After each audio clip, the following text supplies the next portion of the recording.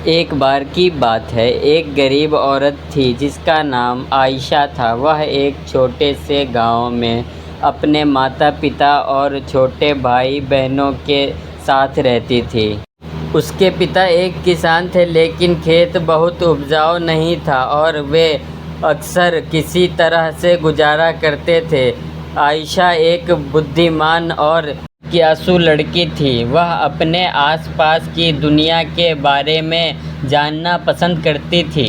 वह एक वैज्ञानिक बनने का सपना देखती थी, लेकिन वह जानती थी कि अपने परिवार की वित्तीय स्थिति के कारण उसे अपना लक्ष्य हासिल करना मुश्किल होगा। एक दिन आयशा के पिता बीमार पड़ गए। वह काम करने में असमर्थ थे और परिवार की आय और भी कम हो गई। आयशा को अपने परिवार की मदद करने के लिए स्कूल छोड़ना पड़ा।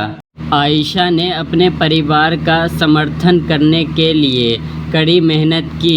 उसने घरों की सफाई और खेतों में काम करने जैसा अजीब काम किया। उसने स्थानीय बाजार में सब्जियां बेचना भी शुरू किया। अपनी व्यस्त दिनचर्या के बावजूद आयशा ने वैज्ञानिक बनने के अपने सपने को कभी नहीं छोड़ा।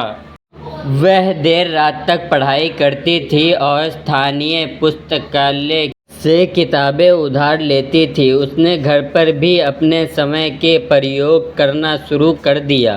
कई सालों की कड़ी मेहनत और दृढ़ संकल्प के बाद आयशा ने आखिरकार अपने सपने को हासिल कर लिया। वह विश्वविद्यालय में दाखिला लिया और वैज्ञानिक बन गई।